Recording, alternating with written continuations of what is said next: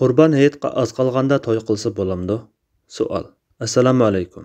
Cho'nglar Qurban hayitqa az qolgan ara to'yda to'y qilish yaxshi ish emas deydi. Isbot desam, burunqilar shundoq deydi ekan deydi. Qurban hayitqa az qolganda to'y qilsa rostilla bo'lmamdi? Javob. Va alaykum assalom va rahmatullohi va barakatuh. Barliq hamd sanolar Janobi Allohga bo'lsin. Durud va salomlar payg'ambarimizga, u zotning oila taobatlariga, ashablariga va u zotga toki qiyomatgacha ergashganlarga bo'lsin. Odatda kishilar orasida ikki hayit orasida to'y qilsa bo'lmaydi deb shumpal elish arab diyoridagi jahiliyatdan qoldiq bo'lib saqlanib kelgan xato e'tiqoddir. Islom shariatimizda undaq gap yo'q. Shariatimizda ikki hayit oraliqida to'y qilish joiz. Yana tahi Shavvol oyida to'y qilishni ba'zi olimlar mustahab deb qaragan. Ma'lumki, Shavvol oyi Ramazondan keyin keladigan ikki hayit oraliqidagi oydir. Urva rivoyat qiladiki, Aisha radhiyallohu anha aytadi: Rasululloh sallallohu alayhi va sallam meni Shavvolda nikohlab olib, Shavvolda bir yostiqqa bosh qo'ygan. Rasululloh sallallohu alayhi va sallamning qaysi ayoli Rasululloh sallallohu alayhi va sallamning ko'ngliga mendan suyumlikroq bo'lgan? Urva aytadi. Aisha radhiyallohu anha ayol urug' tuqqanlarni Shavvolda yotliq qilishni yoqtiradi.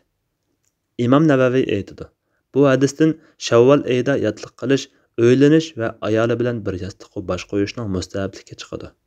Bizning Shafi'i mazhab imomlarimiz undaq qilishning mustahabligini aniq aytib, mushu hadisni dalil qilishgan.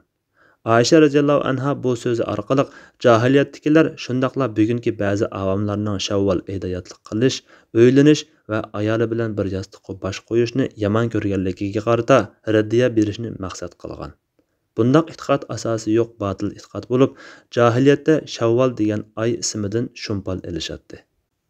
Olimlarimizning xali ko'pchiligi yuqori hadisga asosan Shavvolda to'y qilishni mustahab deb qaragan bo'lsa-mu, aslida Shavvol oyida to'y qilish alohida fazilatli ish emas.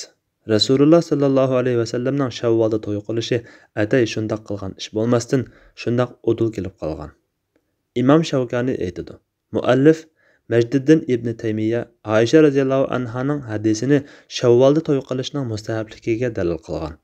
Bu hadis Rasululloh sallallohu alayhi va sallamning shu oyda uylanganligi, shu oydagi biror xos alohidalik uchunligi aniq isbotlansa, andan shundoq dalil bo'la oladi.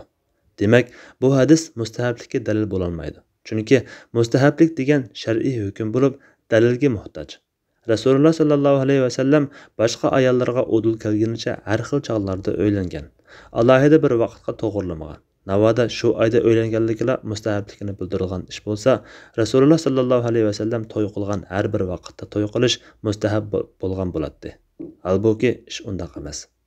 Shundaqdimi, avam kishilarning kalasidagi to'y qilsa bo'lmaydi degan jahiliyatning ashundoq qoldiqlarini tugutish uchun ashundoq chog'larda to'y qilib, to'g'ri e'tiqod, to'g'ri hukmlarni o'tirg'a chiqarish mustahab deyishga bo'ladi.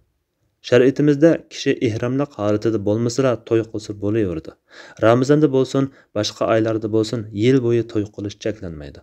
Chunki to'y qilish degan bir xil ibodat. Rasululloh sallallohu alayhi va sallamning sunnati. Shunga asosi yo'q xurofat sababidan bunda xayrli ishni kechiktirishga, shumliq his qilishga bo'lmaydi. Allohga tavakkul qilib, Allohning fazilidan tilab to'yni qilaverish lozim. Alloh eng to'g'risini bilguchidir. Fatvoda Dr. Abdul Aziz rahmatulloh. Fatvolar majmuasi 2-tom. 56 numurli fatvo.